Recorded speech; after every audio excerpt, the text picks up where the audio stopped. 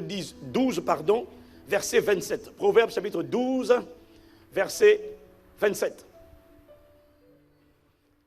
La parole de Dieu déclare, le paresseux ne fait pas rougir son gibier. Mets-toi à l'aise, je ne vais pas attaquer la paresse. Calme-toi. Quelqu'un dit, ouh là là, je suis démasqué. Non, on ne parle pas de toi au nom de Jésus. Tu n'es pas paresseux. Le paresseux ne fait pas rôtir son gibier. Le bien le plus précieux de l'homme, c'est l'activité.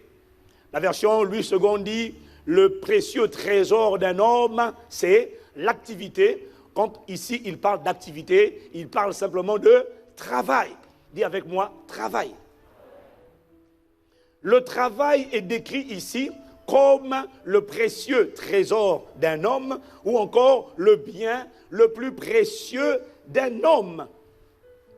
Parce que le travail contient un côté précieux qui fait en sorte que ceux qui ont été bien éduqués, qui ont été bien formés, qui ont grandi, qui ont accepté les phases de la vie. Je précise ceux qui ont été bien éduqués parce que quelqu'un qui n'a pas été bien éduqué, qui n'a pas accepté les phases de la vie, à savoir que l'on naît, l'on grandit, c'est la raison pour laquelle on t'envoie à la maternelle, primaire, collège, lycée, université pour ceux qui vont à l'université.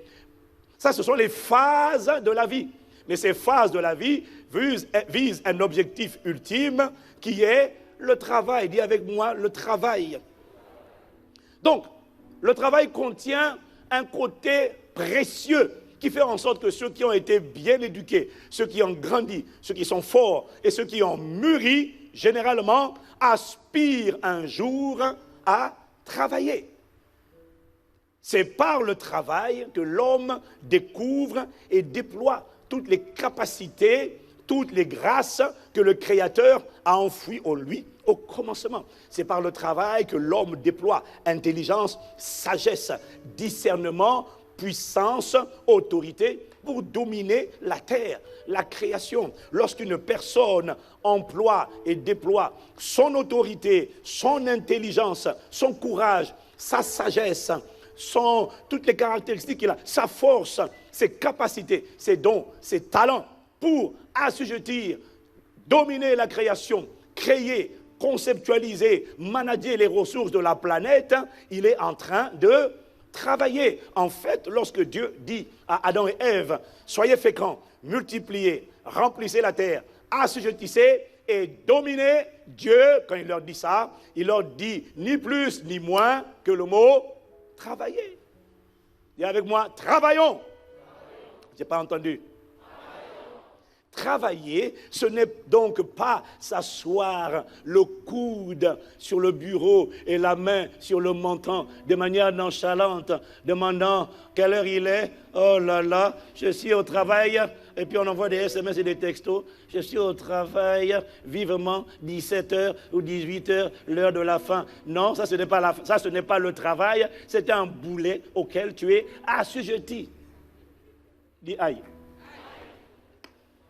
Ce n'est pas ça le travail. Le refus de travailler à un certain stade de notre marche, de notre croissance, à un certain stade de notre vie, est tellement inconcevable et inacceptable aux yeux de Dieu que la parole de Dieu déclare dans 2 Thessaloniciens 3, versets 10 à 12, 2 Thessaloniciens 3, versets 10 à 12, si quelqu'un ne veut pas travailler, qu'il ne mange pas non plus.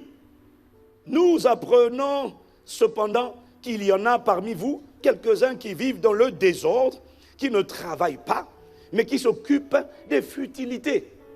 Nous invitons ces gens-là et nous les exhortons par le Seigneur Jésus-Christ. T'imagines un peu, il faut inviter et exhorter par le Seigneur Jésus des gens à manger leur propre pain en travaillant paisiblement. Dis-moi amen. Lorsqu'une personne fait le choix délibéré de refuser de travailler, la Bible dit c'est du désordre. Travailler est le moyen par lequel l'homme, dans la pensée de Dieu, est censé subvenir à ses besoins.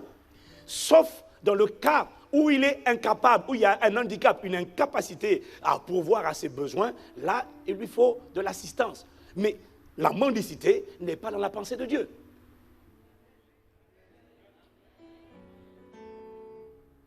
Quelqu'un me dit amen. Travailler, donc, normalement, tous les enfants qui ont été bien éduqués, quand ils voient les parents fonctionner, quand ils voient les parents leur donner seulement 1 euro, ils doivent prendre l'argent et puis dire vivement, le jour où moi je travaillerai. Dis amen. Si tu n'aspires pas à travailler, toi tu dis vivement que l'offrande d'un tel arrive à moi. Non, là c'est pas le travail mon gars, là c'est pas le travail. Dieu dit c'est du désordre.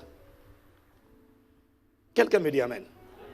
Alors c'est vrai, à ce stade de la parole là, quelqu'un d'abord il se demande, premièrement où est-ce qu'on va? Deuxièmement, quelqu'un se sont agressés. Il dit attention, attends, pasteur, parce que moi, je ne travaille pas, je suis au chômage. Mais ce n'est pas ma faute. C'est que le problème que j'ai, c'est que je ne trouve personne, aucun employeur, aucune entreprise pour me recruter. Et quand je suis un entrepreneur, je n'ai pas de contrat. Donc je n'y suis pour rien. Et ce matin, je suis venu te donner une bonne nouvelle. C'est que même lorsque les hommes ne te proposent pas de contrat d'embauche ou de marché si tu es un entrepreneur, il existe un travail pour lequel Dieu est prêt à te recruter immédiatement et à te faire signer un contrat à durée indéterminée, ou je dirais un contrat à durée éternelle, parce que Dieu n'a jamais assez de travailleurs. Je suis venu te parler ce matin du travail le plus important sur terre ou du travail le plus important au monde. C'est un travail que Dieu rémunère toujours et ça s'appelle le travail de Dieu.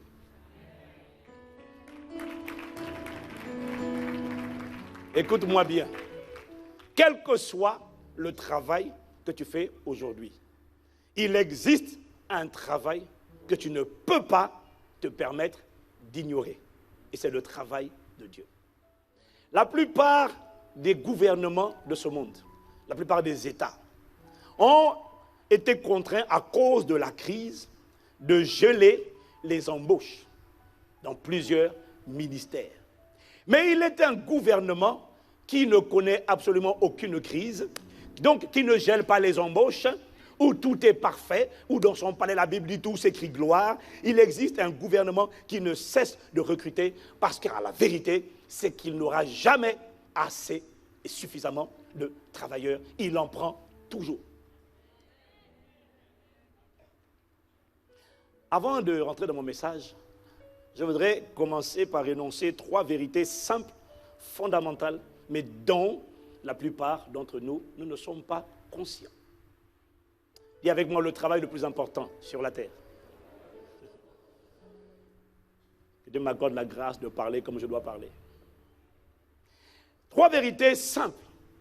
La première vérité, et si tu es d'accord avec moi, tu devrais dire un bon amen. La première vérité, c'est que le gouvernement le plus puissant et le plus important sur la terre et dans l'univers, c'est le gouvernement de Dieu. Le gouvernement le plus important, le plus puissant sur toute la surface de la terre, c'est le gouvernement de Dieu. C'est le seul gouvernement, dans la Bible dit que la domination, le gouvernement sera éternel. Les gouvernements de ce monde passeront, qu'ils fassent 30 ans, 7 ans, 5 ans ou pas, ils passeront. Dis-moi amen. Le gouvernement le plus important sur terre et dans l'univers, c'est le gouvernement de Dieu. Les États-Unis, la Chine, l'Europe, les différents pays, la France, l'Allemagne, etc., sont des États puissants, mais aucun de ces États, aucune de ces fédérations, aucun de ces pays ne peut se comparer au pays appelé le royaume, le gouvernement des cieux. Dis-moi amen. Dans les cieux, il n'y a pas d'embouteillage, il n'y a pas de maladie, il n'y a pas d'épidémie, il n'y a pas de chômage, il n'y a rien. Tout y est éclat, splendeur, beauté, gloire, perfection et ordre divin. Il n'y a pas de trou dans les routes, il n'y a rien. Il y a même des matières et des minerais qu'on ne voit pas sur la terre. Quand on est décrit sur la terre, on dit seulement c'est comme, mais ce n'est pas ça, c'est juste comme. Tout est éclat, beauté, perfection, majestueux. Il n'y a pas de plus grand état que le royaume des cieux, il n'y a pas de plus grand gouvernement que le gouvernement de Dieu. Si tu es d'accord, dis-moi un bon amen. Est-ce que jusque-là, on est d'accord? Ça, c'est la première vérité. La deuxième vérité est une conséquence de la première vérité. Si la première vérité, c'est que le gouvernement de Dieu est le plus important, le plus puissant, l'incomparable gouvernement qui existe dans tout l'univers et a fortiori donc sur la terre, alors permettez-moi de procéder par logique. Alors les ministres les plus importants et les plus puissants dans l'univers et sur la terre sont les ministres de ce gouvernement appelé le royaume de Dieu. Si c'est une évidence, tu dois me dire Amen. Réfléchis à l'ordre cohérent et pertinent dans lequel nous allons. Si on te dit qu'un pays est le pays le plus puissant du monde, ça veut dire que les ministres de ce pays-là sont les ministres les plus puissants du monde. Dis Amen si c'est vrai. Alors, les secrétaires d'État, ce qui est équivalent des ministres, aussi bien en France, au Royaume-Uni, aux États-Unis, où les ministres en France se sentent flattés lorsqu'ils sont choisis par le chef de l'État et ils estiment que c'est un immense honneur et un privilège pour eux d'être ministres dans un gouvernement. Bon, sauf aujourd'hui un peu en France, je reconnais, où aujourd'hui apparemment en France les ministres sont en train de faire sauf qui peut. Mais écoutez, on récolte aussi ce qu'on a semé. Il a commencé en fanfare avec la loi sur les homosexuels. Maintenant, il ne sait pas ce qui lui arrive. Le pauvre, il regarde les journaux et dit, mon Dieu, mais qu'est-ce qui se passe? Qu'est-ce qui m'arrive? Nous avons les réponses. Il faut venir nous poser la question. Dis-moi un bon amen. Eh oui, c'est facile de critiquer les autres quand ils sont au pouvoir. À chaque fois que tu critiques quelqu'un qui fait quelque chose, à chaque fois que tu critiques, le jour où tu vas prendre le contrôle, tu vas prendre le relais, tu ne feras jamais mieux que lui. Jamais. C'est pour ça qu'il ne faut jamais critiquer. Tu ne feras jamais mieux. Jamais. Est-ce que quelqu'un me suit? Donc, normalement, dans le cas des autres pays, les ministres sont fiers et font bloc autour du chef de l'État. Ils sont fiers de faire partie, même les ministres actuels d'ailleurs, sont fiers, ils transpirent, c'est vrai, mais ils sont fiers quand même de faire partie de ce gouvernement dans lequel ils sont. Mais étant donné que le gouvernement de Dieu est le plus grand et le plus important, alors il est pertinent de dire que les ministres de ce gouvernement, les ministres de Dieu, sont les plus grands sur la terre. Voilà pourquoi tu ne dois jamais regretter si un gouvernement ne t'accepte pas. Le gouvernement des cieux te donne l'opportunité de devenir ministre, c'est-à-dire serviteur de ce gouvernement. Donc, quand tu es, par exemple, star à Impact Centre Chrétien, serviteur, travaillant ou servante, travaillant activement pour le royaume, tu es en train de servir le plus grand de tous les États, le plus grand des États de l'univers et de l'éternité. La raison pour laquelle tu dis pas Amen, c'est parce que toi, tu n'es pas star. Mais est-ce qu'il y a un star ou un aide pour dire Amen? Et d'ailleurs, ma Bible dit que les autres là, ils sont là, surtout lui là, il est là pour 5 ans. Et il sait que ça ne dépassera pas.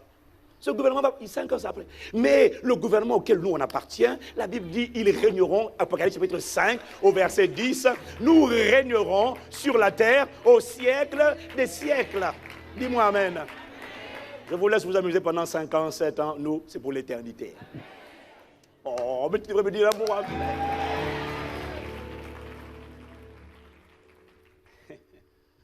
C'est pour ça que nous sommes détendus et nous sommes heureux.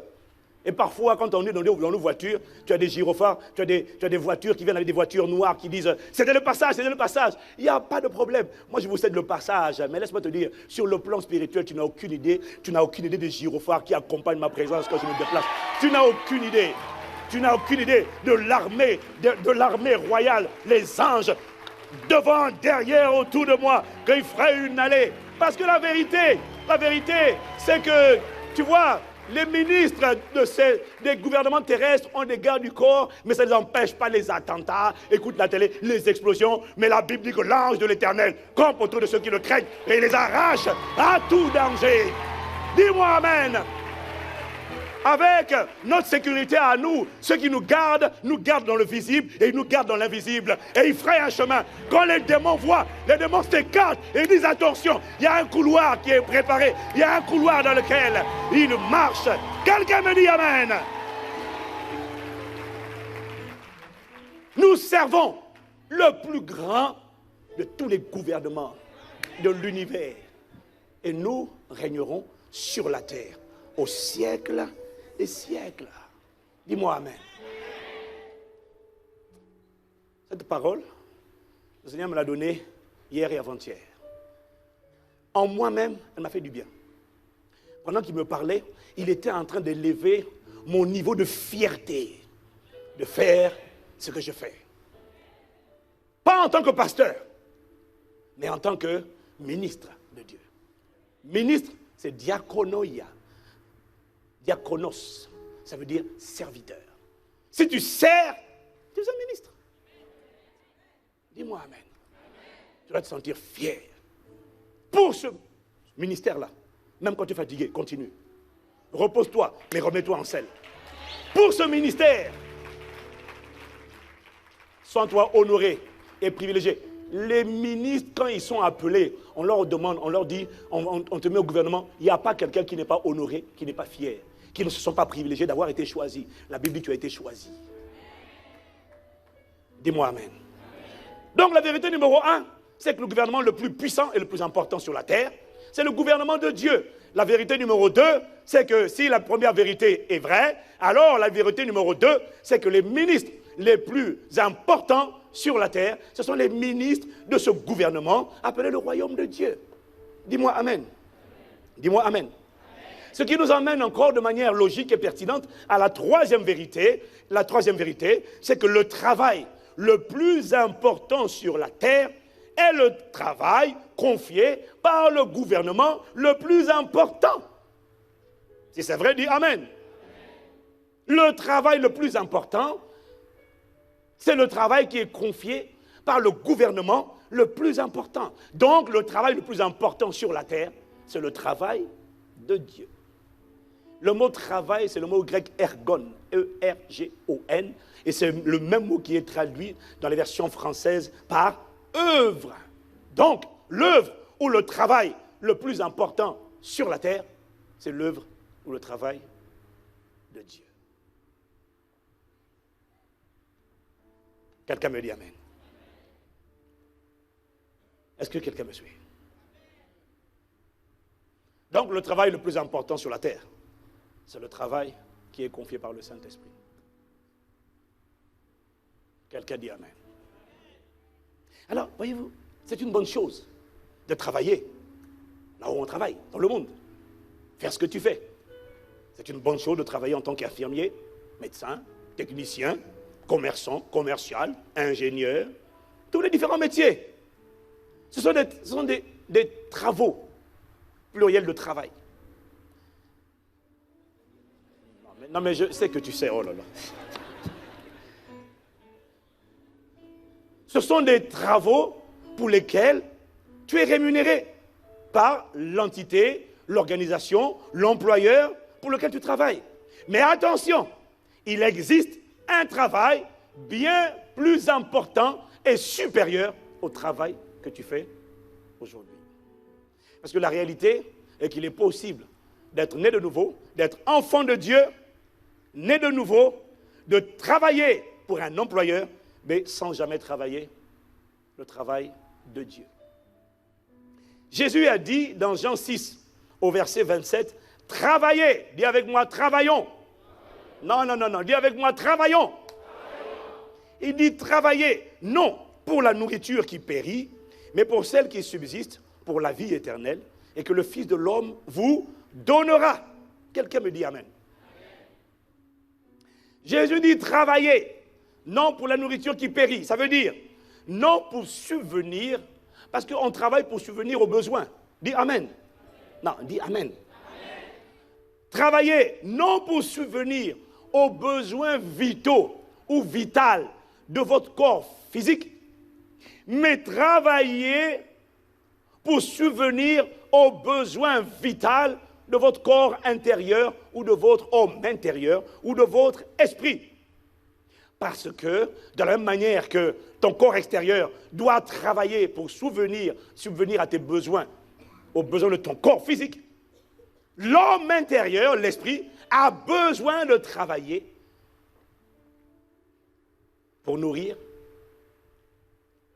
le corps spirituel ou l'esprit. Il a besoin de se nourrir d'une nourriture spirituelle. Quelle est cette nourriture? Jean 4, verset 34.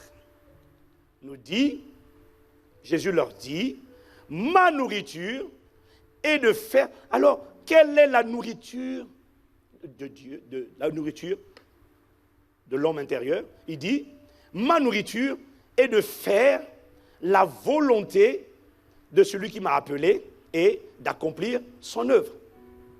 Dis avec moi, travaillons. Donc, Jésus dit de travailler pour une nourriture. Pas celle qui périt, mais pour une autre forme de nourriture. De quelle nourriture parle-t-il? Jean 4, verset 34, il répond en disant, ma nourriture, c'est de faire, il dit deux choses. Il dit, ma nourriture, c'est de faire la volonté de celui qui m'a envoyé. Retiens bien ça, il y a deux choses ici. Et la deuxième chose qu'il dit est aussi d'accomplir son œuvre. Ergon en grec, ça veut dire son travail. Il dit deux choses. Ma nourriture, c'est de faire la volonté de Dieu, premièrement, et deuxièmement, c'est de faire son travail. Dis-moi Amen. Alors la question, tu me diras, mais c'est bien beau tout ça là. Mais alors, c'est quoi donc le travail de Dieu? Demande-moi, c'est quoi? Le travail de Dieu a plusieurs caractéristiques. Dans la première réponse se trouve dans Jean 6, verset 29. On va lire pas mal de textes bibliques pour bien expliquer, argumenter ce qu'on est en train de dire. Alors c'est quoi le travail de Dieu? Parce que c'est la question qu'on lui a posée. On lui a dit, mais c'est quoi? C'est quoi le travail de Dieu? L'œuvre de Dieu, c'est quoi? Jésus répond, l'œuvre de Dieu, c'est que vous croyez en celui qui l'a envoyé. Ah bon? Le travail de Dieu, c'est emmener les gens à croire en celui qui l'a envoyé, c'est-à-dire Jésus, afin que les gens ne soient plus perdus, mais qu'ils soient réconciliés avec Dieu. Ça, c'est le travail de Dieu. Emmener les hommes à revenir à lui. Mais pour revenir à lui, il faut qu'ils croient et qu'ils passent par Jésus-Christ. Ça, c'est le travail de Dieu. Dis-moi Amen. Et ce texte se conjugue avec 2 Corinthiens 5 au verset 20, où Paul confirme cela.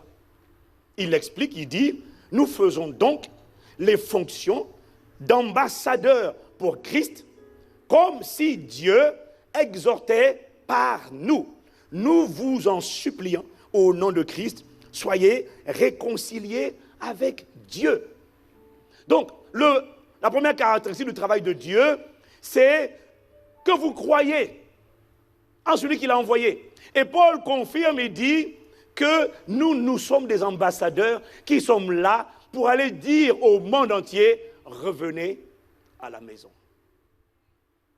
Suis-moi, je t'emmène quelque part. Dis-moi Amen. Ça, c'est la première caractéristique du travail de Dieu. C'est un travail qui consiste à ramener à la maison. La deuxième caractéristique du travail de Dieu, si tu veux découvrir en fait c'est quoi le travail de Dieu, tu dois regarder Jésus.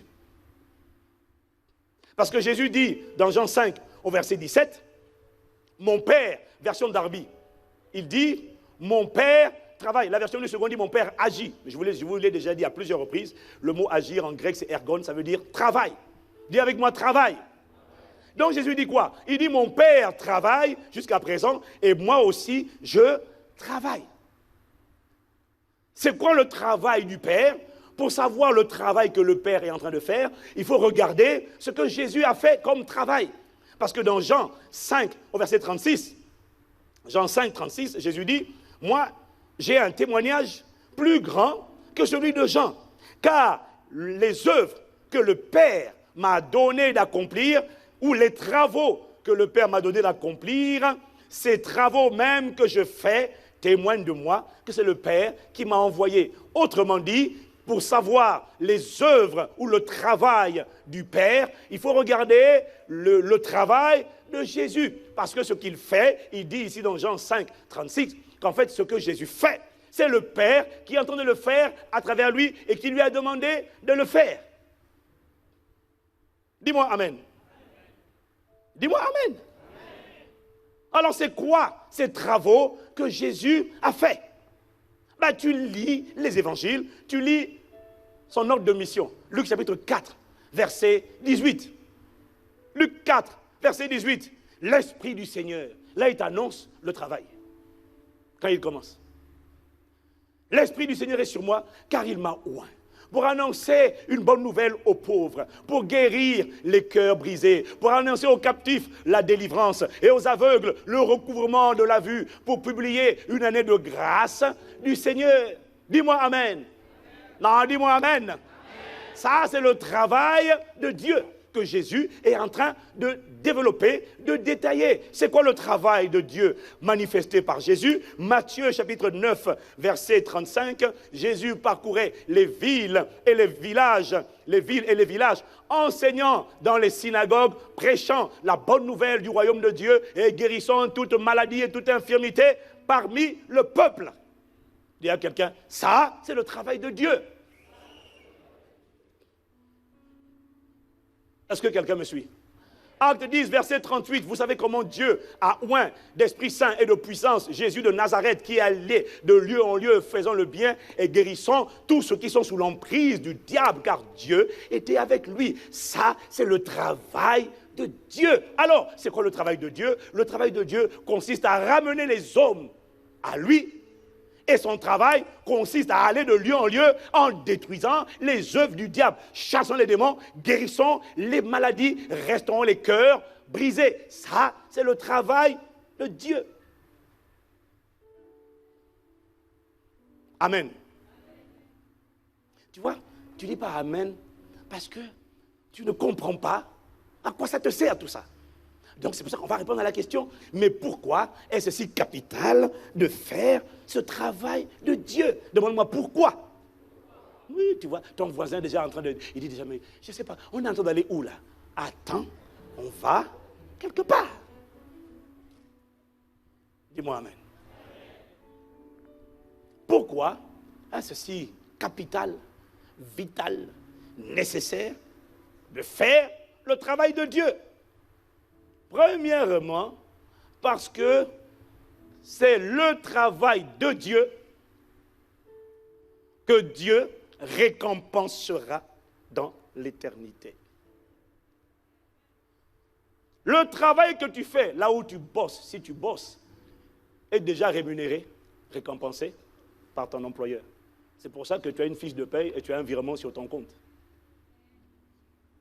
Ou dans des pays, on te donne l'argent à la main. Mais en tout cas, tu es déjà récompensé. Non, mais il n'y a rien. Est-ce que quelqu'un me suit? Écoute-moi bien. Pourquoi est-ce si capital de faire le travail de Dieu?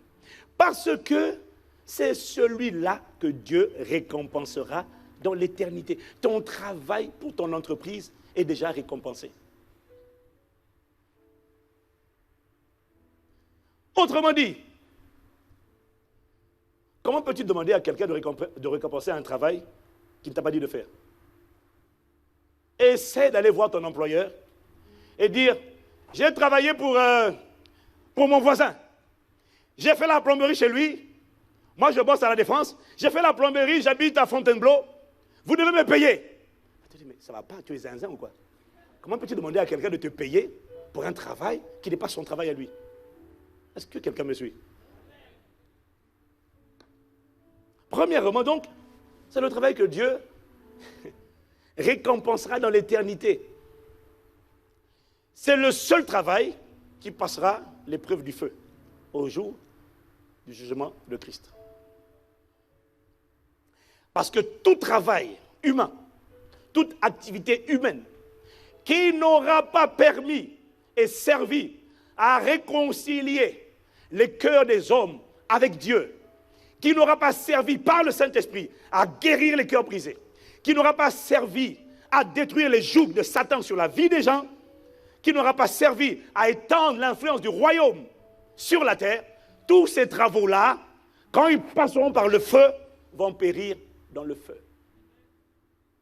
Tu diras, moi quand j'étais sur la terre, j'ai passé beaucoup de temps, j'ai découvert comment on fait pour transformer la chaleur en air conditionné. J'ai découvert des climatiseurs.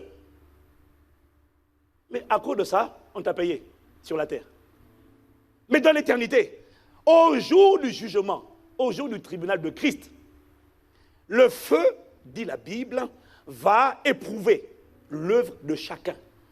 Ce qui n'est pas de Dieu, ce qui n'a pas servi à faire le travail de Dieu, périra. Il y a des gens qui vont entrer dans l'éternité broke. Ils seront sauvés, mais n'auront rien. Aucune récompense. Pourquoi? Parce qu'il n'y a pas de travaux de Dieu. Que ça ne nous arrive pas au nom de Jésus. Je vois l'expression de ton visage, tu as juste l'air désolé. Je pensais qu'on allait me parler de ce que j'ai envie. Non, non. On doit te parler de ce dont tu as besoin qu'on te parle. Parce que tu ne réalises pas et tu ne valorises pas la grâce que c'est de travailler le travail de Dieu. C'est le gouvernement le plus important. Donc le travail qu'il confie est plus important. Premièrement, pourquoi c'est capital? Parce que c'est ce travail-là, ce sont les travaux de Dieu qui seront récompensés. Donc, 1 Corinthiens 3, verset 13, version parole de vie, il dit, le travail de chacun sera visible et on le connaîtra le jour du jugement. Ce jour-là, il y aura un grand feu et ce feu montrera la qualité du travail de chacun. Tu diras, moi j'ai créé tel service, j'ai créé tel service aux personnes, moi j'ai créé tel produit marketing. La question qui sera posée, c'est en quoi ce travail a-t-il permis de faire le travail de Dieu? Ramener le cœur des hommes, détruire les jougs, ôter les fardeaux, chasser les démons, transformer les vies. Suis-moi, je n'ai pas encore fini avec toi. Pourquoi ceci est important? Premièrement, parce que c'est le travail que Dieu récompensera. Deuxièmement, parce que ce sont les travaux de Dieu qui sont les seuls à nous suivre après notre mort. Le travail que tu fais pour ton entreprise, dès que tu quitteras la terre, on prendra un remplaçant pour te remplacer, le travail s'arrêtera et dans la tombe, là, il n'arrivera pas là-bas. Dans l'éternité, il ne traversera pas. Par contre, les travaux qui nous suivront après notre départ et qui détermineront nos récompenses, ce sont les travaux de Dieu. Apocalypse chapitre 14, verset 13. Et j'entendis du ciel une voix qui disait, écris, heureux dès à présent les morts qui meurent dans le Seigneur. Oui, dit l'Esprit, afin qu'ils se reposent de leurs travaux, car leurs œuvres, leurs travaux, ergon encore là, les suivent. Dis-moi Amen. Ce sont les œuvres de Dieu qui sont créditées sur le compte céleste et qui traverseront les barrières de l'éternité. Quelqu'un me dit Amen. Pourquoi c'est si capital, vital, crucial de faire le travail de Dieu? La troisième raison, c'est parce que le travail de Dieu, Seigneur, il y a des choses qu'on ne comprend pas, est celui qui a la plus grande importance aux yeux de Dieu. Le travail de Dieu est le travail qui a la plus grande importance aux yeux de Dieu. Si tu ne comprends pas ça, tu ne vas pas comprendre pourquoi des fois, quand tu dis, Seigneur, mon travail, oh, j'ai des périodes dans mon travail, je ne suis pas sécurité, oh, Seigneur, sauve mon travail, oh, ma menace, tu ne comprendras pas, si tu ne comprends pas ça, tu ne comprendras pas pourquoi des fois Dieu a l'air silencieux et indifférent. Pourquoi les choses ne tournent pas toujours à ton avantage? Pourquoi veux-tu que Dieu vienne défendre le travail d'une personne qui passe son temps à penser à satisfaire son corps et qui n'accorde pas la priorité au travail de Dieu? Pourquoi veux-tu que Dieu s'implique? Pourquoi? En quoi? Pourquoi? Pourquoi? Ben parce que si tu n'interviens pas, je n'aurai pas de salaire pour... on va me chasser de la maison. Ben c'est ça ta motivation. Ben voilà. Seigneur, illumine les yeux de nos cœurs. Pourquoi est-ce si capital?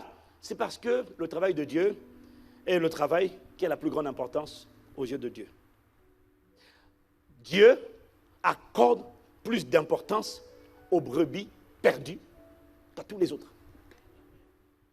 Jésus dit dans Matthieu 12, verset 11. Jésus dit dans Matthieu 12, verset 11. Lequel d'entre vous, s'il n'a qu'une brebis et qu'elle tombe dans une fosse le jour du sabbat, ne la saisira pas pour l'en retirer? Ailleurs, il explique, je n'ai pas pris la référence, que si sur 100 brebis, il y en a une qui s'égare, il va laisser il va laisser les 99 de côté, il va aller chercher la 100e brebis qui s'est égarée. Est-ce que quelqu'un me suit? Pourquoi? Parce que Dieu accorde une importance extrême aux brebis perdues. Ça ne signifie pas que Dieu n'accorde pas d'attention à nos prières et à nos vies. Non, ce n'est pas ça. Mais ça signifie que son cœur bat pour ceux qui sont encore perdus et il attend de les voir revenir à la maison.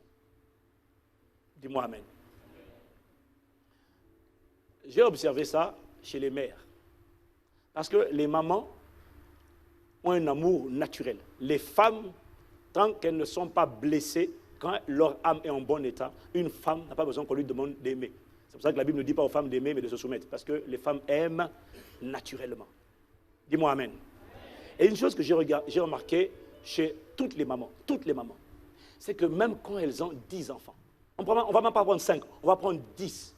Lorsqu'une mère a 10 enfants, et que sur les 10, il y en a 9 qui sont épanouis, 9 qui ont réussi leur vie professionnelle, ils ont réussi leur mariage, ils sont en bonne santé. Et lorsqu'elle a juste un sur les 10, le 10e, qu'importe son rang. Mais quand il y en a un qui est mal, qui est malade, qui est en prison, qui échoue, qui a des problèmes, qui est accablé, qui est au trou, vous allez vous rendre compte chez les mamans, les 9 enfants vont dire, mais maman, mais nous on est là, tu devrais quand même être contente de ce que tu as des enfants quand même qui sont sérieux, tu as des enfants. Et par exemple, imagine-toi que le 10e enfant l'injurie, la salisse, même quand les autres l'honorent, dès lors qu'il y en a un, parce qu'il les a tous portés avec la même douleur, dès lors qu'il y en a un qui n'est pas bien en point, il est en prison, il est dans la drogue, il est dans les mauvaises fréquentations, quand il y en a un qui ne va pas, les 9 autres ont du mal à combler leur mère de joie. Parce qu'elle a toujours l'esprit focalisé sur l'enfant qui ne va pas bien. Toujours. Une mère n'oublie jamais ses enfants. Donc quand elle est avec les 9, elle fait la fête avec les 9. Les 9, ils sont heureux. Les enfants, ils sont insouciants. Mais la maman, tu la vois sourire. Mais à un moment donné, elle perd son sourire. Parce qu'elle a toujours le souvenir de celui qui est perdu, de celui qui s'est égaré, qui remonte en elle. Et ça l'affecte. Ça ternit un peu sa joie. Parce qu'elle est heureuse quand la famille est au complet. Alors ça, c'est une mère. À combien plus forte raison Dieu réfléchit. Le problème, c'est que l'Église n'a pas cette compréhension. L'Église est devenue égoïste, égocentrique, individualiste. On pense à nous exactement comme les enfants pensent à eux. Mais on ne voit pas. Ce n'est pas que Dieu ne se soucie pas de toi. C'est que toi, il est content, tu es sauvé. Parfois, parce que quand on ne comprend pas ça, parfois tu as l'impression, je me marie. Ah Seigneur, tu penses que ton mariage là, les bonnes choses qui t'arrivent, mais pour Dieu ce qui compte, ce n'est pas les bonnes choses qui t'arrivent sur la terre. C'est le fait que tu sois déjà à la maison. Mais il pense, il est content pour toi. Mais excuse-moi de te dire, il y a des fois où Dieu ne fait pas la fête quand tu fais la fête. Parce qu'il est comme une mère qui pense à l'enfant.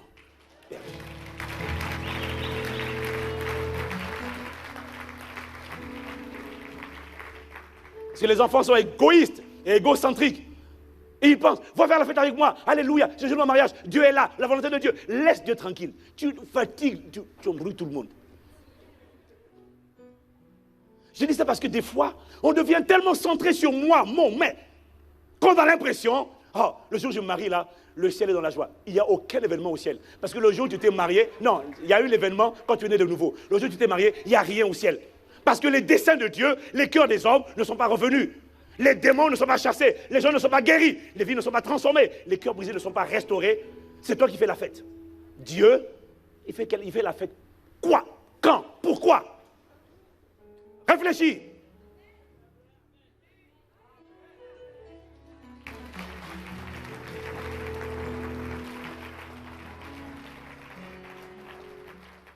Je ne te dis pas de ne pas faire la fête. Je te dis d'être humble et de relativiser certaines choses. Parce qu'on a tendance à centrer le monde autour de nous. Et quand moi ça ne va pas, on a l'impression que le monde s'arrête. Mais le cœur du Père soupire. Il est content pour toi, mais il pense aux autres qui ne sont pas encore qui ne sont pas encore venus. Voilà pourquoi pendant que tu fais la fête, il regarde par la fenêtre, il regarde par les écluses des cieux. Il dit, mais est-ce qu'il va revenir? Est-ce qu'il va revenir? Parce que Jésus a dit, il y a encore beaucoup de brebis qui doivent revenir à la maison de mon Père. Mais il faut qu'elles reviennent. Tout le monde n'est pas encore venu. Ils vont revenir. Il faut qu'elles reviennent. Il faut qu'elles reviennent. Ça, c'est son travail. Son temps plein. C'est ça. Travailler pour que les cœurs reviennent à lui. Et que l'emprise de Satan soit brisée.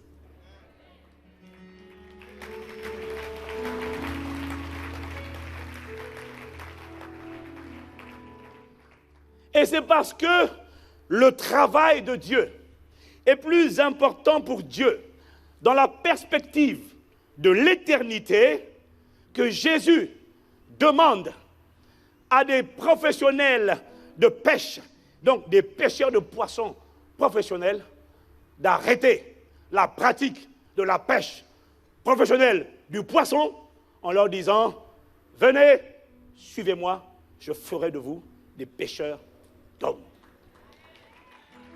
Alors, j'ai entendu les pécheurs dire, mais Seigneur, attends, tu sais que, parce que quand on veut toucher Dieu, hein, c'est comme quand on veut toucher les hommes, on mentionne toujours les femmes et les enfants. Ça, c'est pour toucher les hommes.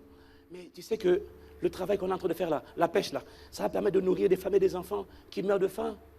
Ça va permettre de nourrir des femmes et des enfants. Si on arrête la pêche, les enfants, ils auront quoi à manger? Et là, j'ai entendu Jésus leur répondre. Il y aura toujours des pécheurs.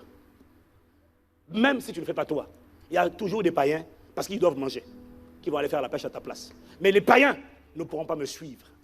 Ils ne pourront pas me suivre et faire, parce que me suivre, ça veut dire faire ce que je fais. Ils ne pourront pas me suivre, parce qu'ils ne croient pas en moi. Il y aura toujours quelqu'un pour s'assurer que le monde ait à manger. D'ailleurs, la plupart de ces sociétés ne sont pas chrétiennes.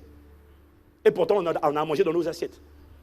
Alors quand tu dis à Dieu, il faut que j'aille faire l'agriculture, n'inquiète pas, il y aura toujours quelqu'un pour faire l'agriculture. Dans ton pays, il y aura toujours, rassure-toi. Parce que les païens n'ont pas d'autre préoccupation que de satisfaire les besoins de leur chair. Mais il y a un autre travail que ton homme intérieur a besoin d'accomplir. C'est le travail de Dieu.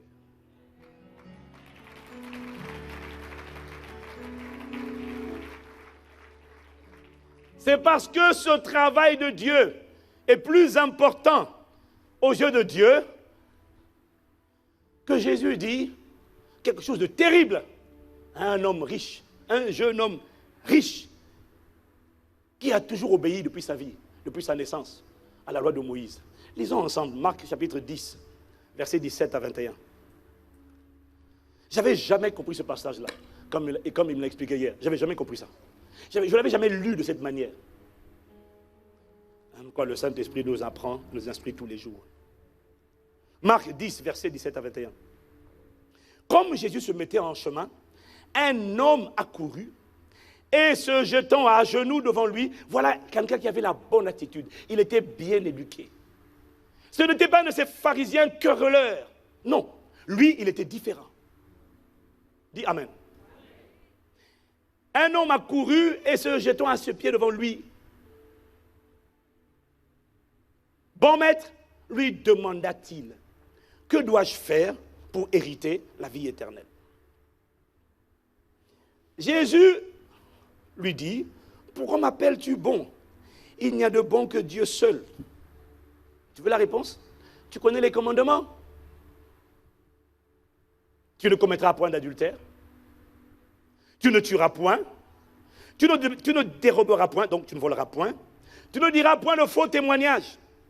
Tu ne feras de tort à personne.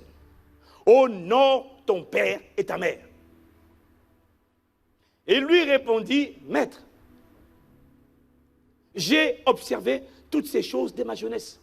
Voilà quelqu'un qui a grandi dans une famille chrétienne, où il a été bien formaté, bien éduqué, où il a été instruit sur la parole de Dieu très tôt. Et avec moi, c'est possible. Jésus n'a pas nié le fait qu'il a fait ces choses depuis son enfance.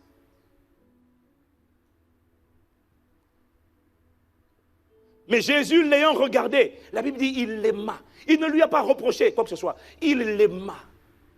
Il l'a trouvé bien. Parce qu'il s'est quand même prosterné. Il a eu une bonne attitude. Un enfant bien éduqué. Un enfant qui, toute sa vie, a respecté la parole de Dieu. Il a fait donc la volonté de Dieu, puisqu'il a respecté les commandements de Dieu. Il marche dans la sainteté. Il honore son père et sa mère. Il s'aime. Il pardonne. Il honore, il pardonne, il s'aime, il marche dans la vérité, il ne dit pas de faux témoignages, il n'accuse pas, il ne calomnie pas. N'est-ce pas l'obéissance à la parole de Dieu? Si c'est vrai, dis-moi Amen. Je n'ai pas entendu. Amen. Jésus n'a pas dit qu'il ment. Il obéit à la parole. Jésus l'ayant regardé l'aima et lui dit, il te manque une chose. Va, vends tout ce que tu as. Donne-le aux pauvres. Et tu auras un trésor dans le ciel, puis viens et suis-moi. Ah! Quand vous lisez le même texte parallèle dans Luc chapitre 18, au verset 18, vous allez vous rendre compte que cet homme avait trois particularités. Il était très riche, dit la parole. La version, le texte parallèle dit que c'était un chef. Dis chef. Chef. Ça veut dire que c'était une autorité. Il était reconnu, il était autorité dans une institution, dans une organisation. Ce n'était pas un genre du peuple, une personne du peuple, c'était un patron. Alors dis Amen si tu me suis. Il était très riche, il était un chef, donc un patron, un boss. Mais en plus de ça, voilà un homme qui a observé les commandements depuis sa jeunesse. Donc, il a mis en pratique la parole de Dieu. C'est l'équivalent du très bon chrétien. Spirituel, il craint Dieu. Non, moi, la sainteté, l'impureté, non. On ne parle pas comme ça contre les pères, on honore les pères. Un bon croyant. Modèle, selon la loi de Moïse, irréprochable. En plus de ça, gloire à Dieu, il est riche et c'est un dirigeant. Un chef. Quelqu'un me dit Amen. Mais Jésus lui dit, néanmoins, il te manque quelque chose. Comment ça? J'obéis à Dieu. Je pratique les lois du royaume. Je marche, j'opère selon les lois du royaume. Je marche par l'esprit. J'ai un grand poste de responsable. Je suis un chef. Et je suis très riche. Jésus lui dit, il te manque néanmoins quelque chose. Va, vends tout ce que tu as, donne-le aux pauvres et suis-moi. Dis avec moi, dis à quelqu'un, suis-moi. Non, dis-lui pas moi, pas moi. Il dit, suis-moi. Jésus ne lui a pas dit, écoute ma parole, garde ma parole, mets-la en pratique. Non, il ne lui a pas dit ça. Jésus ne lui a pas dit ça. Pourquoi? Parce qu'il écoute déjà la parole, il la met déjà en pratique. Non, mais dis-moi Amen. Jésus ne lui a pas dit ça. Il ne lui a pas dit, garde ma parole. Il lui a dit, suis-moi. Suis-moi, ce n'est pas garde ma parole. C'est plus que garde ma parole. Suis-moi, ça veut dire, suis mes traces. Viens avec moi, laisse ce que tu fais. Viens avec moi et fais ce que je fais. C'est-à-dire, viens avec moi. Proclamons la parole. Détruisons les jougs. Ôtons les fardeaux. Dis Amen. Amen. Dis à quelqu'un, suivons-le. Et là, j'ai été choqué. Parce que pendant que le Saint-Esprit me parlait, j'ai entendu la voix de l'homme riche qui a dit, mais attends, mais c'est du gâchis. Attends. Je l'ai entendu objecter dans mon esprit. C'est comme s'il m'a transporté pour entendre la conversation. Et là, j'ai entendu le jeune homme dire, mais attends, objection. Je peux mettre ma richesse à disposition de ton ministère. Quel ministère n'a pas besoin de finances? Je suis très riche. Je peux utiliser ma position. Je peux utiliser mes finances pour servir le ministère.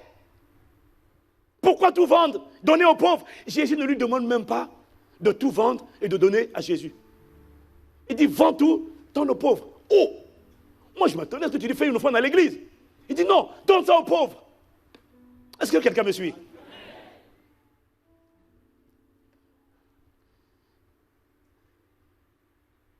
Le Saint-Esprit m'a dit, en fait, ce que Jésus lui a dit, sous-entendait 3 choses.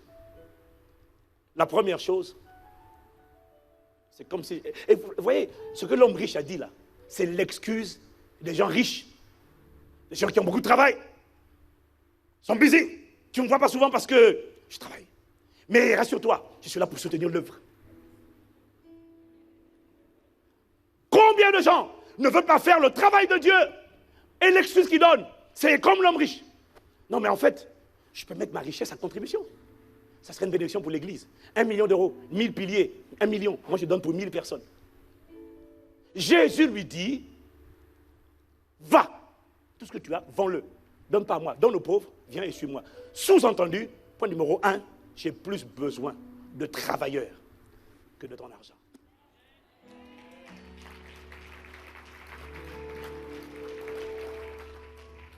J'ai plus besoin d'ouvriers. Parce que là où je suis en Galilée, je suis à Nazareth, je suis à Nazareth, je suis en Galilée, je suis en Judée. Mais en fait, actuellement, au moment où je suis bloqué ici, dans les Caraïbes, en Afrique, en Amérique, je ne suis pas là. Satan est en train de ronger les vies. Les gens n'ont pas entendu la bonne nouvelle. Ils ne peuvent pas. Comment croiront-ils s'ils n'entendent pas la bonne nouvelle? Comment entendront-ils la bonne nouvelle si personne ne va le leur annoncer? Je suis restreint ici. J'ai plus besoin de travailleurs, d'ouvriers que de ton argent. Ça, c'est la première vérité. La deuxième vérité que je dois te dire, c'est que l'or et l'argent m'appartiennent. Je suis capable de créer des provisions financières sans tes finances. Si je suis capable de réfléchir, de dire à Pierre, jette l'hameçon. Il jette l'hameçon, ouvre la bouche du poisson. Il ouvre la bouche d'un poisson, il trouve un statère, une pièce d'or avec laquelle il va payer les impôts. Il dit, l'or et l'argent m'appartiennent. J'ai plus besoin de toi que de tes finances.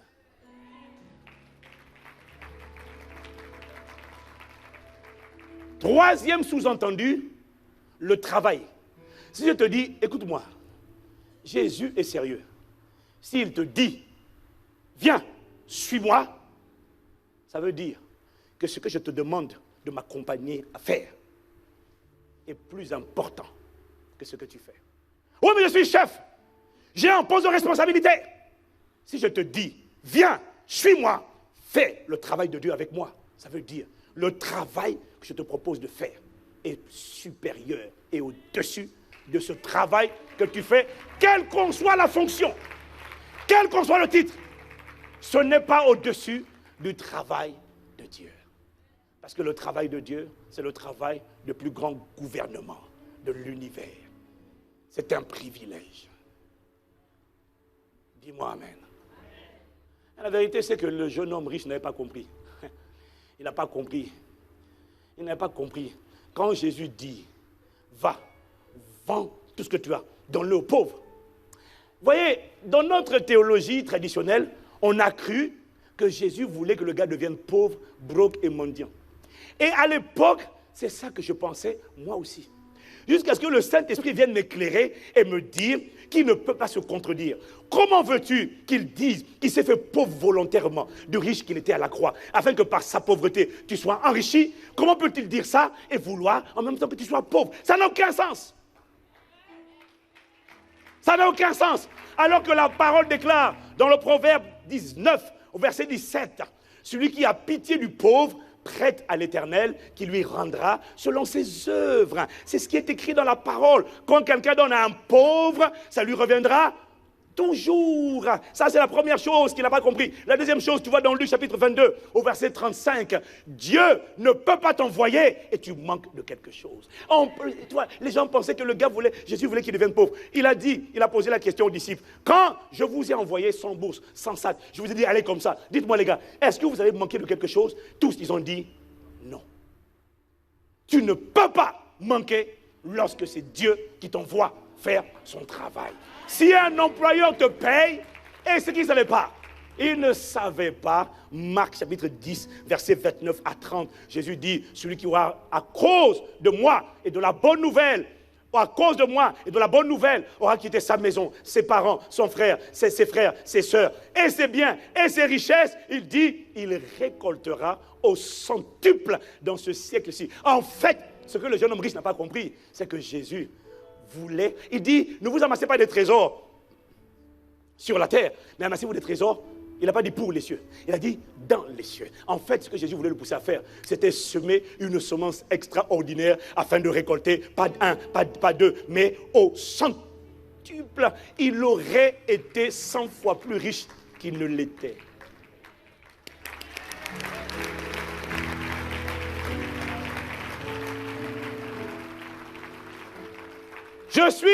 Nous sommes des témoins vivants qui peuvent attester et certifier de ce que celui qui choisit de faire le travail de Dieu commencera au départ par ne manquer de rien. Parce que c'est le respect de la loi des faibles commencements. Dieu ne récompense pas massivement. Le laboureur doit d'abord labourer avant de recueillir le fruit. Mais il arrive ensuite une dimension de Marc chapitre 10 au verset 29 à 30 où on rentre maintenant dans la multiplication. Tout ce qu'on a délaissé, on a donné pour le service. Ça revient multiplier. Nous sommes des témoins vivants qui peuvent te dire que faire le travail de Dieu ne te rend pas broke.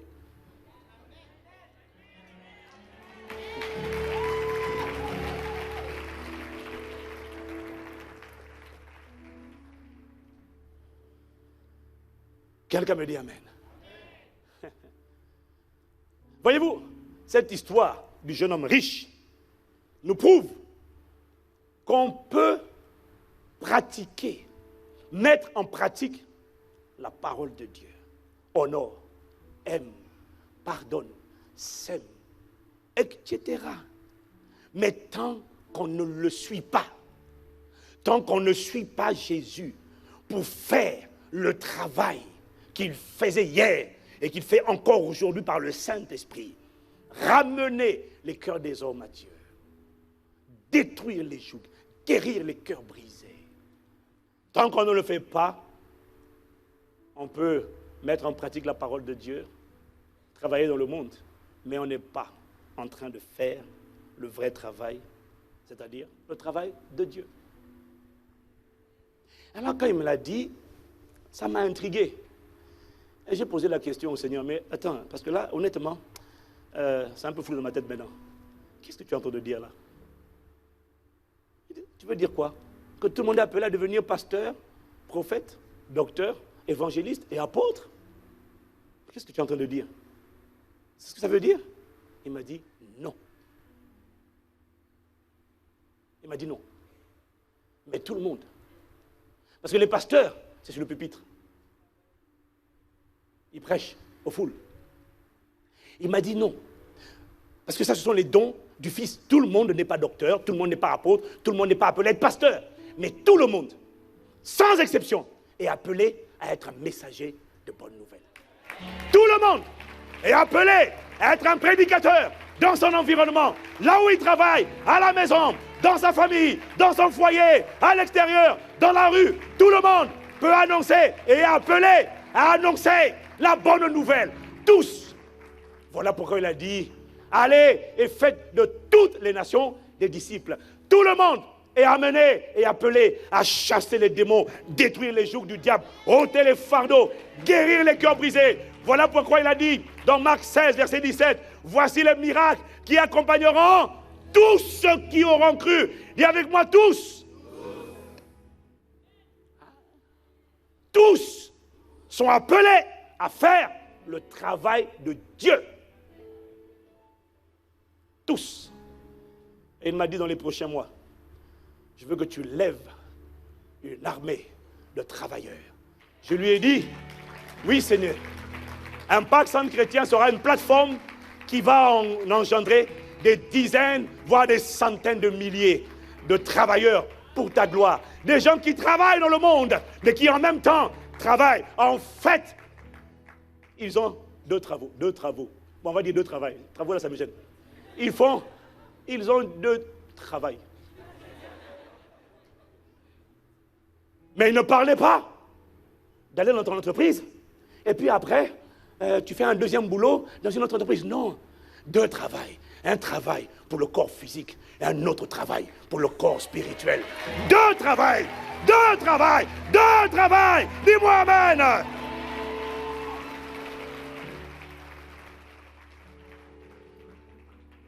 Dis amen.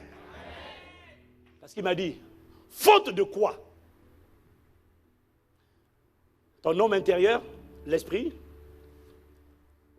aura grandi, l'esprit se sera musclé, l'esprit aura mûri, mais l'esprit est au chômage.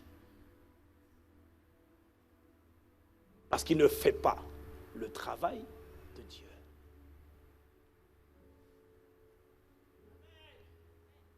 Que ça ne nous arrive pas au nom de Jésus.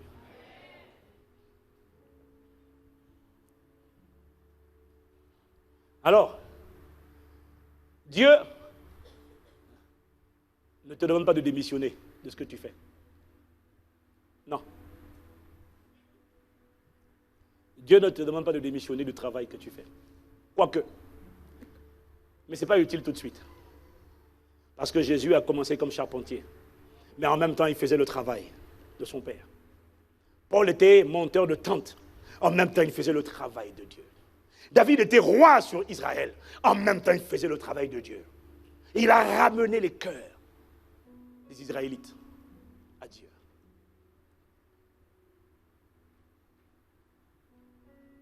Quelqu'un me dit amen. Voyez-vous, le but de ce message, c'est de nous amener à revoir notre perception de ce qu'est le travail de Dieu. Et de nous emmener, rentrer cette parole dans nos cœurs, pour qu'à partir d'aujourd'hui, l'œuvre de Dieu, le travail de Dieu, soit le travail qui te cause le plus de fierté.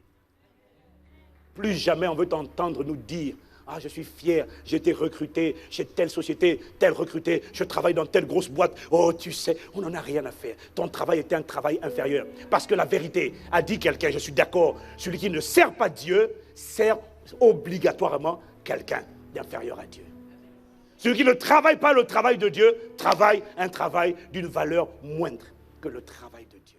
Je veux nous emmener à élever la fierté de travailler le travail de Dieu et d'être complètement décomplexé par rapport au travail de ce monde.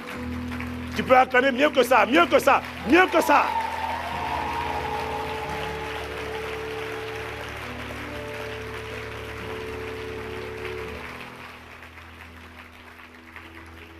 C'est le plus grand travail dans tout l'univers. Et tu sais pourquoi? Parce que c'est le travail que Jésus a travaillé et c'est le travail que Dieu le Père continue de travailler aujourd'hui par le Saint-Esprit.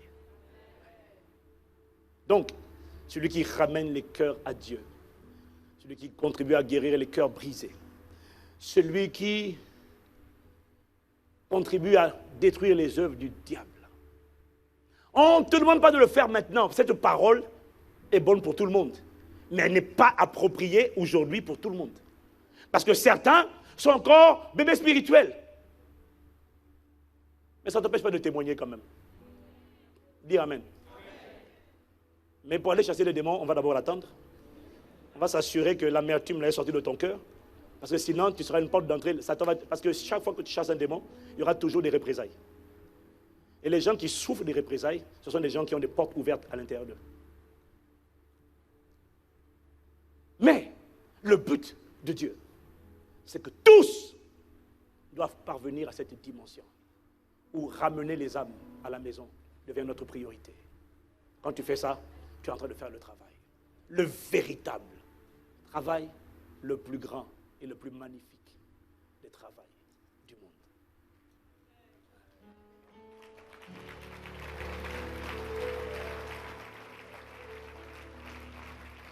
Alors tu vois, quand il m'a dit ça, ce que je te dis là, je l'ai entendu hier et avant-hier. Quand il m'a dit ça, je me suis senti soudainement fier et honoré et privilégié. Non pas d'être pasteur, non, mais d'être un prédicateur sur la chair et par terre et à l'extérieur. D'être une personne qui fait tout pour ramener les cœurs. Et quand il voit des cœurs brisés, il parle, il encourage, il console. Parfois c'est difficile, parce que toi tu travailles, c'est vrai. Mais moi aussi je travaille dans le monde terrestre. 2 sociétés, en fait 3. Et ça prend du temps. Mais je suis heureux quand je prends le temps et que je l'investis dans le véritable travail. À partir d'aujourd'hui, revois la perception que tu as de l'œuvre ou du travail de Dieu. Quand Dieu te dit, suis-moi, travaille avec moi, sens-toi honoré et privilégié.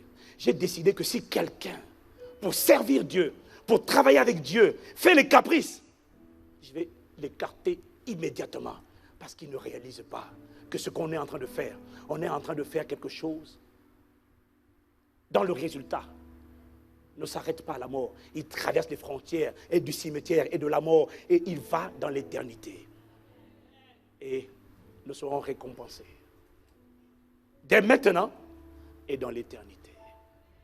Y a-t-il une personne qui a envie de dire, conduis-moi, conduis-moi et je suivrai. Conduis-moi. Et s'il y a une personne pour qui cette prière, ce chant résume l'attitude de son cœur, tiens-toi debout. Tu n'es pas obligé de rester debout. Tu n'es pas obligé. Tu n'es pas obligé. Tu n'es pas obligé. Mais s'il y a une personne qui pense ces paroles, alors chante-le avec nous. C'est une manière de s'abandonner. Nous disons, conduis-moi et je suivrai. Conduis-moi, conduis-moi et j'irai. Tu m'appelles, je te lève les mains. L'onction de Dieu te touche. Il te donne une onction spéciale. Il te donne un revêtement nouveau. Aujourd'hui, alors que tu chantes, conduis-moi et je suivrai. Conduis.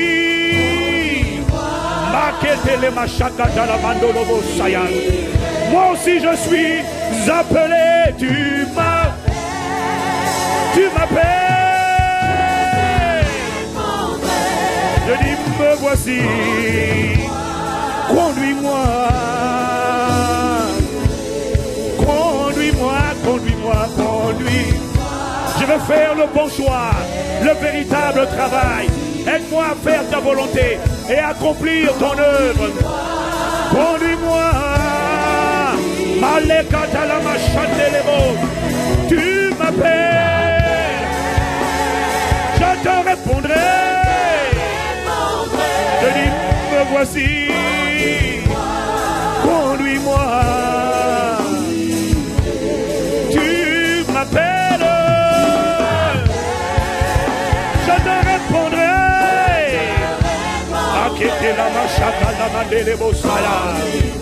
Oh, nous voici la main levée.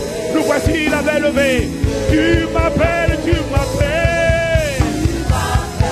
Onction de Dieu. Équipe ceux qui lèvent la main. Feu, feu, feu.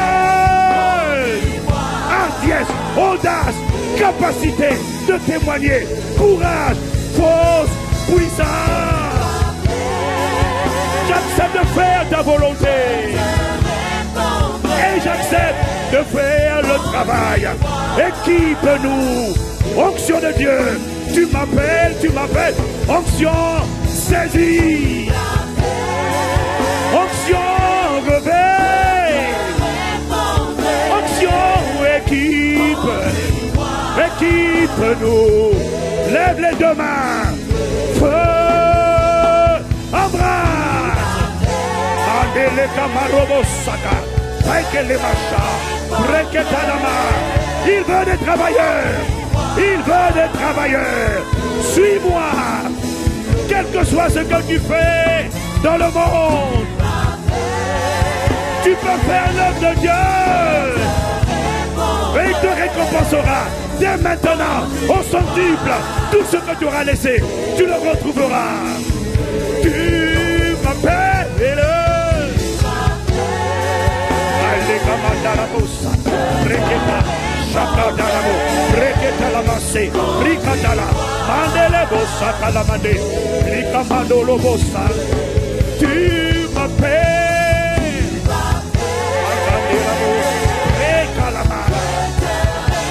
Il y a plusieurs appelés.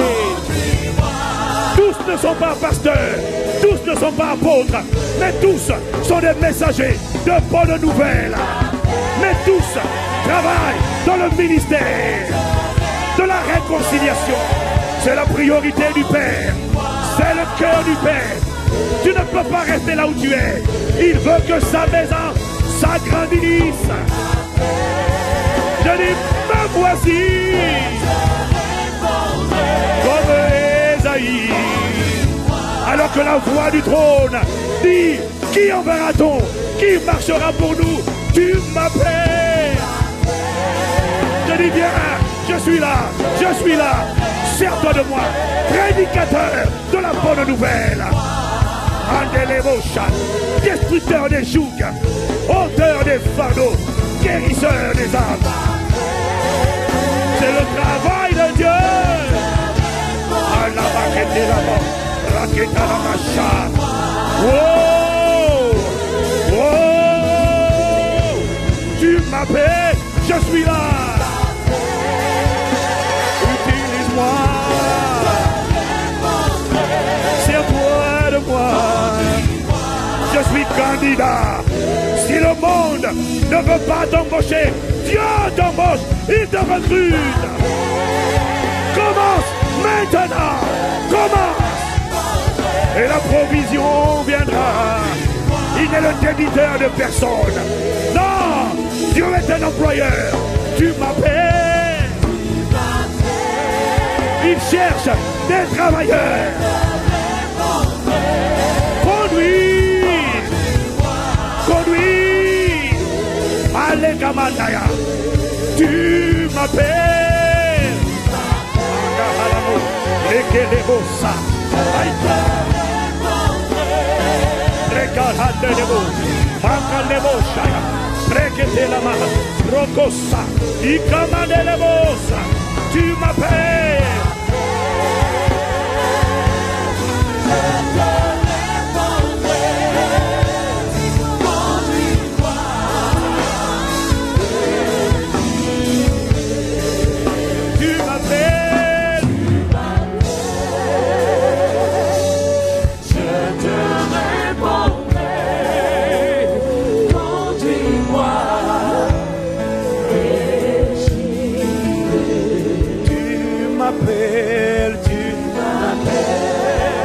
Le Saint-Esprit m'a dit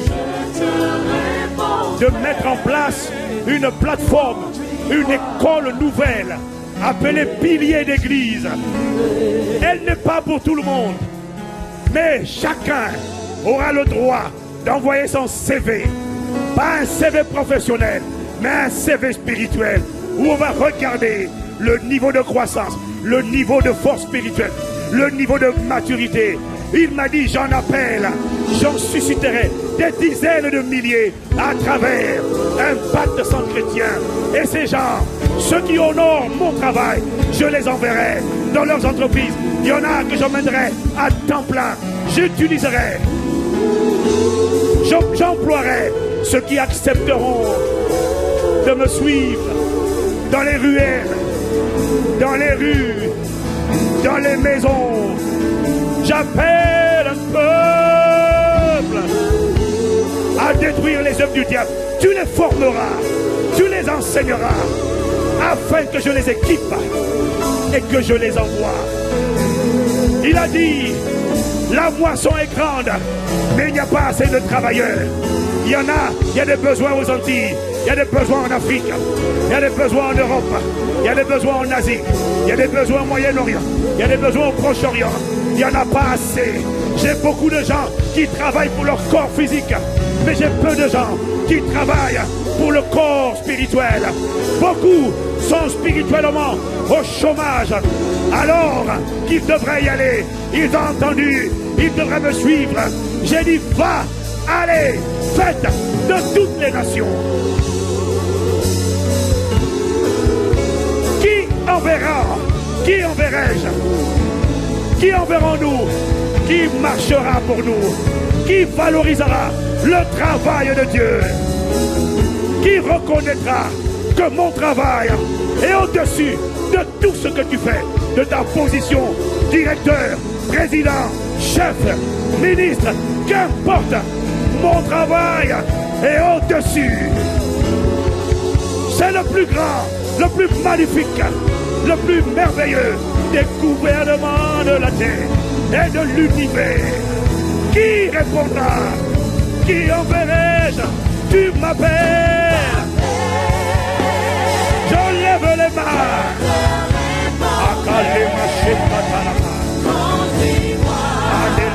La marche, andez les cabots, andez les bobos, breakez la main. Mets la main sur ta tête, mets la main sur ta tête. C'est une imposition à distance, c'est une imposition des mains. Reçois le mandat, reçois l'onction, reçois la capacité d'annoncer avec assurance la parole du royaume. Reçois l'onction pour détruire les jougs, ôter les fardeaux, chasser les démons, guérir les cœurs brisés. Reçois-la au nom de Jésus.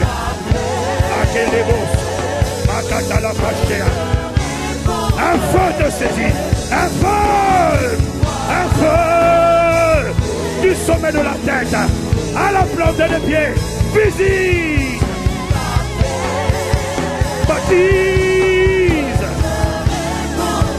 équipe, les gamachadalamaya. Sur cette parole, reçois cette parole. Il t'appelle.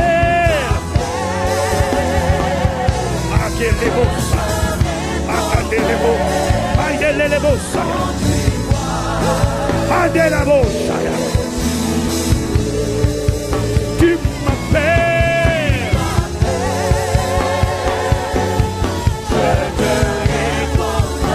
Je te répondrai. Je suis candidat.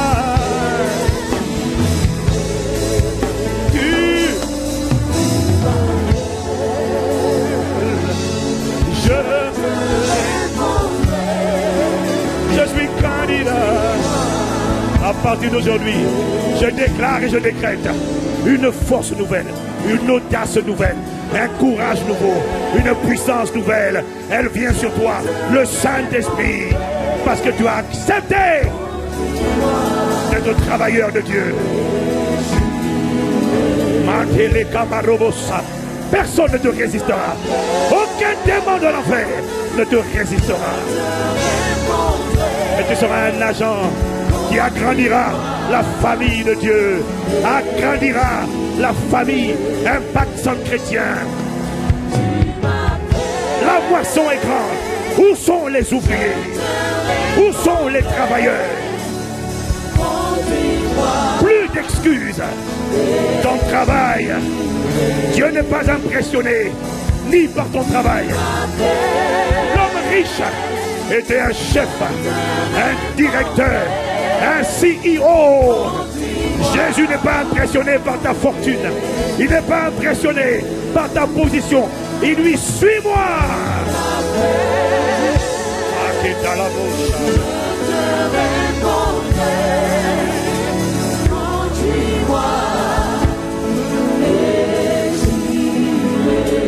Conduis-moi, et conduis-moi, et j'irai. Conduis.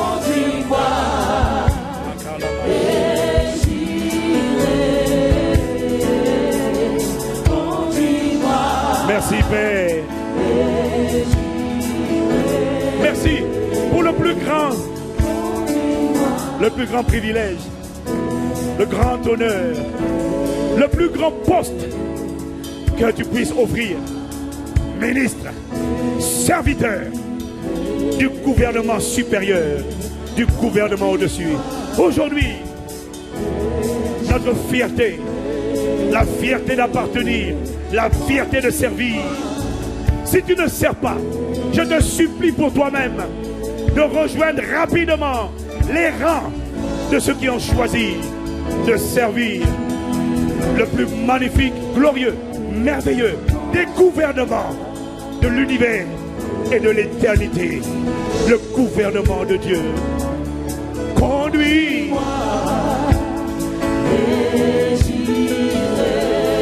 Nous sommes honorés, nous sommes privilégiés, nous sommes fiers, nous régnerons au siècle des siècles avec Jésus le Christ.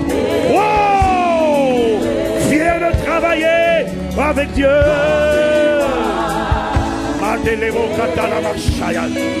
À partir d'aujourd'hui, tu as deux travails. Travail pour le corps physique, le travail pour le corps spirituel. Mais rappelle-toi du plus important des deux. Privilégie celui dont la rémunération durera pour toujours. Elle traversera la mort, elle entrera dans l'éternité. Heureux ceux qui meurent dans le Seigneur, car ils se reposent de leur peine, de leur labeur, et leurs œuvres les suivent et les suivront. Honneur, louange à toi, qui nous a choisis, qui nous a établis. Honneur, louange et gloire au plus magnifique, incomparable, chef d'État, roi des rois, seigneur des seigneurs, de l'univers et de l'éternité. Y a-t-il une personne pour faire monter des acclamations, des clameurs? Conduis-moi et j'irai. Conduis-moi, conduis-moi, conduis-moi. Oh, y a-t-il une personne pour exprimer sa gratitude? Il m'a choisi. Conduis.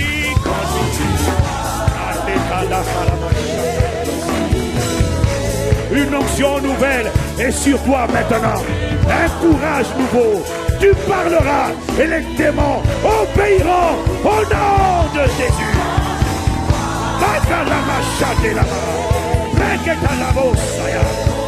Laisse parler la puissance du Saint-Esprit. Elle est sur toi. Elle vient sur toi. Des lames de feu. Des lames de feu. Des paroles de feu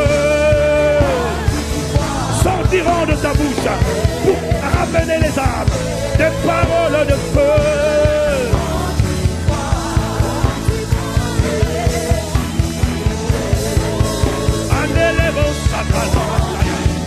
Oh, laisse-moi acclamer.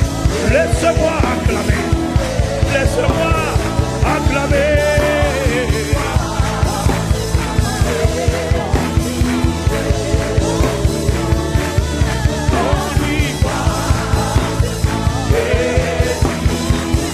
Fier d'être ministre de Dieu. Serviteurs, travaillons activement pour le royaume de Dieu. Alekatalama, reketolomosaya. Oh, oh, oh.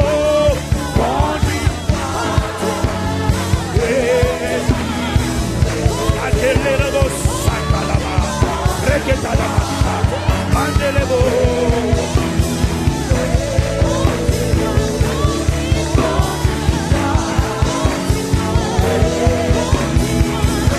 Une armée se lève, une armée de travailleurs, une armée de conquérants, une armée d'ouvriers de Dieu.